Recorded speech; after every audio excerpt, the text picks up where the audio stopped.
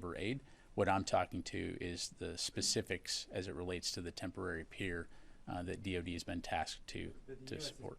The US is part of those international efforts. Yeah, so on that front, again, I'd refer you to USAID, State Department. I'm only going to talk to the DoD aspects of it right now because I just don't have those details. Can you talk at all about the food coming in, like who's going to be providing that and putting that onto the ships, which will then go to the floating pier? Again, much more to follow, but as I understand it, this is part of an international effort. You saw a statement come out earlier today from multiple nations in terms of how this could work, and so we will be a part of that effort. Our role in this is going to be helping to facilitate the delivery of that aid into Gaza.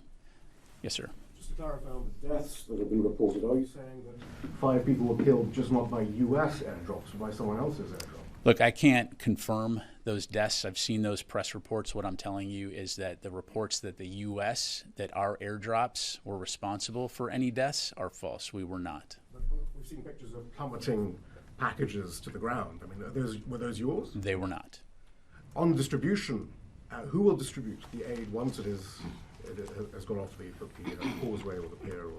Again, as I highlighted at the top, we are talking with allies and partners, the United Nations and other NGOs involved in humanitarian assistance in terms of how that process will work and how that aid will be distributed. Have you received assurances from the Israelis that they will not fire upon Palestinians as they seek to retrieve the aid? Look, our focus is on delivering the aid. I'm not going to speak for the Israelis. Obviously, the focus is to make sure that we're going to get the aid. Thank you. Ro. Thank you, General. I want to ask you about Osprey aircraft. So is the Pentagon confident that you can gain the support from the Japanese public on the safety of Osprey flight? Yeah, thanks, Ro. So the United States and Japan have been in close coordination throughout this entire process at multiple levels, to include the specific timeline on the return of flight of Osprey operations in Japan. As I highlighted at the top, the safety of our service members, our allies, and the communities that they're operating in is of paramount importance to us. And so we have, again, been very grateful for the support of Japan through this process, as well as very transparent with Japan in terms of the steps that we're taking. Does the Secretary intend to speak with the Japanese Defense Minister to convey his commitment to safety before returning the aircraft to fly? Yeah, thanks, Ro. I don't have any calls to read out at this time. I can tell you that U.S. Forces Japan, again, has been in frequent contact to communicate the department's and the Secretary's commitment to safety. Thank you very much. Courtney. What's the name of this mission? Did you say already? Courtney, there's no name at this time. If that changes, we'll be sure to let you know. Okay, and then just following on Rio's question, I wonder is the Secretary confident in the Osprey aircraft that it's safe? I think the Secretary is confident in the steps that have been taken to return it to flight. And so, again, as I highlighted, safety is the most important thing. He recently had the opportunity to receive an update from the service secretaries and chiefs on the steps that are being taken, and again, is confident in their decision. So Secretary Austin believes the Osprey is a safe aircraft for military members to fly? Correct. Thank you. Yeah. Hi, I'm Mallory Shelburne with USA News.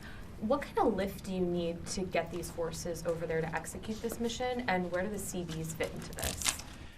So it will require a variety of sea lift. Again, we'll have much more information for you in the future. Part of this is working with Military Sea Lift Command to get these capabilities, but as I'm sure you can appreciate, multiple vessels from across the world that will come together. In terms of the CBs, I don't have an answer for you on that. So again, if we have any updates, we'll be sure to provide it. Follow-up, so is it possible that you'll have to reactivate some sea lift vessels to get forces over there? Is that what you're I'm not tracking that that's the case. I think we have what we need within the inventory, obviously, as a capability that we maintain and have demonstrated, and so they should be good to go. Where is this pier right now?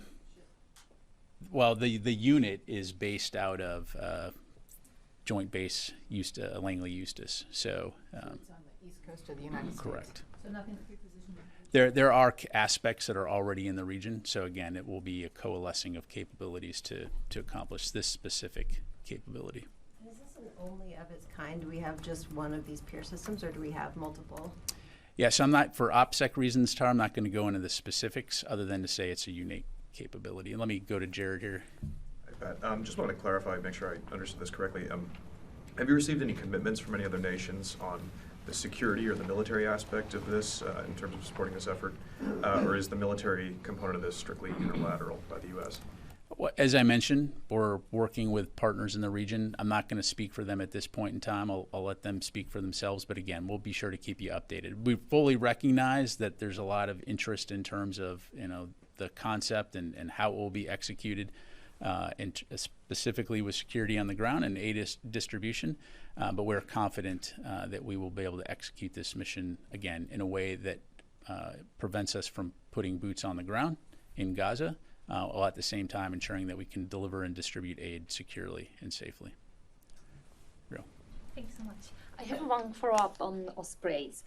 Could you please confirm if any DoD officials or military officials traveled to Japan prior to this announcement to explain the U.S. Plan to resume the flights of Ospreys? Yeah, so I'd refer you to NavAir on the specifics in terms of the extensive effort that went into ensuring that when the decision was made to return to fly, that it was done safely. I can tell you broadly that yes, there has been a number of officials, as I understand it, that have again communicated and traveled to Japan as part of this process, to include the investigation that I referenced. Do you have any specific timeline to resume the flights of Ospreys deployed in Japan? Yeah, so that's really a question for the services. That's a decision that they will make, so I'd refer you to them. One clarification on your answer to Jared. I just want to be sure, when you guys talk about there's no boots on the ground in Gaza, I mean, is this a semantics thing and they're going to be civilian Americans moving this stuff up ashore? Look, as I understand it, Courtney, I mean it literally, no U.S. forces on the ground. Civilians too? Just because I'm not tracking any U.S. military or DoD personnel going on the ground in Gaza. Again, you drive the causeway into the beach. There'll be others on the receiving end to secure it, to provide the security, to ensure that aid is distributed. Our forces will stay, either on the causeway or operating those vessels out at sea, to include the floating pier. Okay, Ann. One of the reasons why Israel is holding up the ground convoys filled with aid is that they say that they don't want the aid to go to Hamas. Does that risk remain with this maritime solution, or is this somehow more acceptable to the Israelis? And will they be inspecting any of the aid from Cyprus? So, Ann, again, much more to provide in the days ahead. But as part of this concept, a consideration is the screening aspect of aid being loaded onto any vessel, which would be standard procedure. And so, we'll be working through all of that. In terms of Hamas receiving aid, again, we're going to work with NGOs, the UN, and others when it comes to the aid distribution piece, and do everything we can, of course, without being on the ground, to ensure that aid doesn't go to Hamas. But I think the key point here is that if Hamas truly believes that the Palestinian people are suffering, then why would they want to take this aid and use it for themselves to support their terrorist organization? Or do they truly care about the Palestinian people and want this aid to get to them? So one would hope that this aid will get to the people that are most deserving and in need. Just to confirm that risk remains the same, whether these aid convoys come through via ship or ground. Well, it's a combat zone, right? And you've got an active combat operations going on with Hamas in the air. And I mean, to your point, we've seen reports in the past about Hamas taking aid, as well as criminal elements that are attempting to hoard. But this mission is about getting aid to Gaza and then working with others for the delivery and distribution. Phil. Does the DoD anticipate that Hamas will try to fire on the operation on the causeway? Look, I mean, that's certainly a risk. Again, but if if Hamas truly does care about the Palestinian people, then again, one would hope that this international mission to deliver aid to people who need it would be able to happen unhindered. Tony. Speaking of aid, I didn't need to ask you, aid to Israel of precision-guided munitions. This came up last week at the hearing. Ro Khanna, the congressman from California, threw out a figure of the 21,000 PGMs the U.S. has provided Israel. I asked his office where he got that, and he came back with a news story. But can you get a tally of some kind of rough tally of how many PGMs we've provided Israel since October 7th? This comes up periodically. Lawmakers express outrage, but there's no hard data. I mean, I'm asking you 5 months into this if you can get a broad figure. Yeah, thanks, Tony. I'm not able to provide a figure to you right now. Take it as a question. Thanks. I'll take it. I'll take the question. I say this, knowing this is probably going to sound dumb, but when Kabul fell, the U.S. and the Taliban reached an agreement to provide security for HKIA, although imperfect. Is it possible that one of the partners in this operation to provide security could be Hamas? No. Yeah, I mean, Hamas is a recognized terrorist group, and you know, the United States is not going to work with Hamas to provide security. Constantine. Thanks again, Pat. So in terms of the ships involved in this operation, you mentioned working with Military Sea Lift Command. Will the U.S. Navy and U.S. Navy destroyers, cruisers play a role in this operation at all? So for this specific capability, Constantine, the answer is no, right? This is not a combat capability. This is essentially a bridging capability, so to speak, that enables the delivery of humanitarian assistance in this case. So I'll just leave it there. Take a few more. Let me go to Jared. One more. In terms of potential security partners on the ground, is the United States looking to work with elements on the ground that the Israelis have sought to work with in the past, contracting local businessmen? What's the... Yeah, so you know, I'm gonna kind of keep it open-ended right now, Jared, Ken, because I don't want to give you bad information. You know, again, we're gonna work with multiple, look to work with partners in the region to include Israel. But again, we'll have more details on that for you in the future. Sir. Thank you, Pat. Building such a port takes some time. I mean, 60 days is a long period. Does that mean you don't expect a new solution to the Gaza conflict, or an agreement is far away?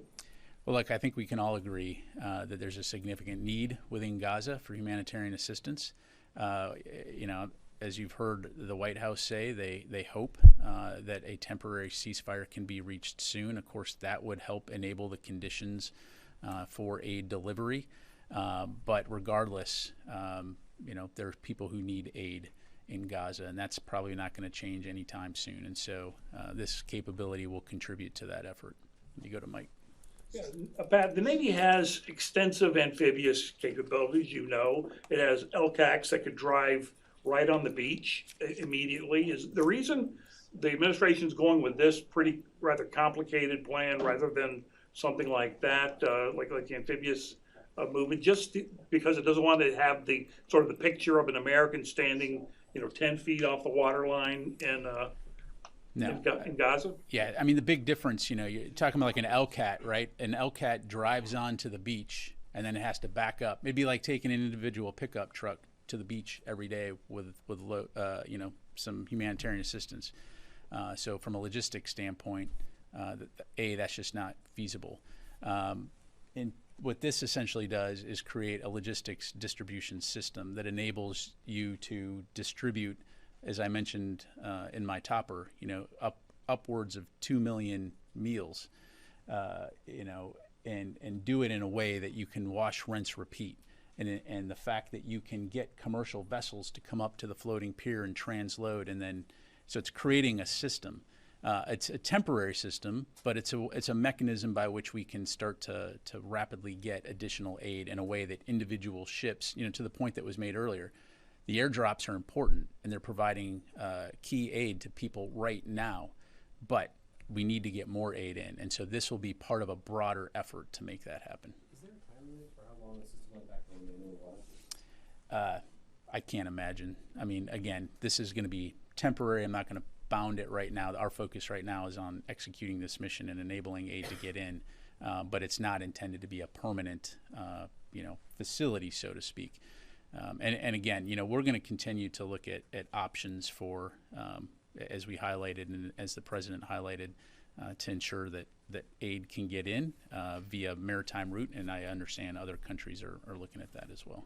How long it will take to get from the East Coast to this position? How long does it take to sail there? I don't have an answer for that, Jennifer. Again, what we anticipate is that from today, 60 days from now, this will be up and operating. Who will screen the drivers and the trucks coming onto the pier? Again, I don't have those details right now, but we'll keep you updated on that front. Let me go back to David and then Louis. So, but all of those ships there and the causeway are now in Virginia? I do not know the answer to that, David. I can tell you that, again, they're going to aggregate and come together to implement this capability. When do you expect them to start deploying from Virginia? I mean, we're moving out now to, finalize the planning and execute this mission, as I highlighted. This is going to involve a number of units. Many of them are being notified about a prepare deploy. You do these things in phases, and so I'm not going to have the specifics to provide today in terms of individual ship movements and timelines, nor would we put that out. We never talk about, our ship timelines and when they're moving and where they're moving, other than to say, within 60 days, this capability will be up and running. Louis. When you mentioned the 2 million meals a day, how many trucks is that equivalent to?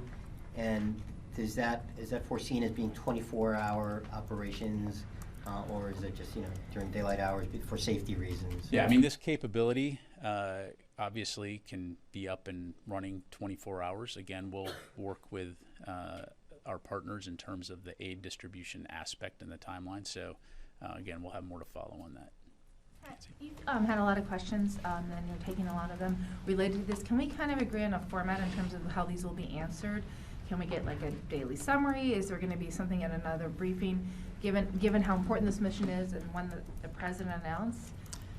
Yeah, so part of the effort is today, giving you additional insight into how this system will work. Certainly in the days ahead, as we get more information, we'll provide that. We understand, again, the great interest on this. And so we will, as we get new information and as we have answers to your question, we'll provide this. Could I ask that it be done much as during the Secretary's hospitalization, that we were getting regular updates given the importance of the mission? Again, we will give you as much information as we can, recognizing the fact that, there's going to be a lot of details in terms of the planning and the execution. And I understand the great interest, and we will keep you updated on that front. A few more. Yes, sir. Yesterday, General Corella, during his hearing in the Senate, he said recently when he visited Rafah border, he found out there is 2,500 trucks loaded with aid are waiting to go inside Gaza. So first of all, how much you feel that is make difference if these trucks getting inside Gaza? And did Secretary Austin raise this issue, the Rafah border, with his Israeli counterpart during his calls yesterday? Yeah, I mean, it would obviously make a huge difference if those trucks could get into Gaza, and this is why you see State Department and others working with officials in the region to try to facilitate that process. And as I highlighted earlier, Secretary Austin did talk with his counterpart about the importance of opening up these routes and expanding the number of routes to ensure that aid could get into Gaza. I'll leave it at that. A couple more. Yes, ma'am. Let me go to you first, and then I'll come back to you. Okay, so on the UAP report, the Pentagon concluded that there is no evidence of UAPs being off-road technology, but it also said the government set up programs to reverse engineer such technology. Why did the government plan to study off-road technology if it says it doesn't have any proof? Yeah, so as you highlight, no verifiable evidence that any UAP sighting represented extraterrestrial activity, that the U.S. government or private industry has ever had access to extraterrestrial technology, or that any information was illegally or inappropriately withheld from Congress, and alleged hidden UAP reverse engineering programs either do not exist or were misidentified authentic national security programs unrelated to extraterrestrial activity or technology exploitation. So what we found is that claims of hidden programs are largely the result of circular reporting by a small group repeating what they heard from others, and that many people have sincerely misinterpreted real events or mistaken sensitive U.S. programs as UAP or being extraterrestrial exploitation. And this report is volume 1. Should we be expecting more? Correct. Let's see here. There is a another volume. Let me just look at my notes here real quick. Bear with me.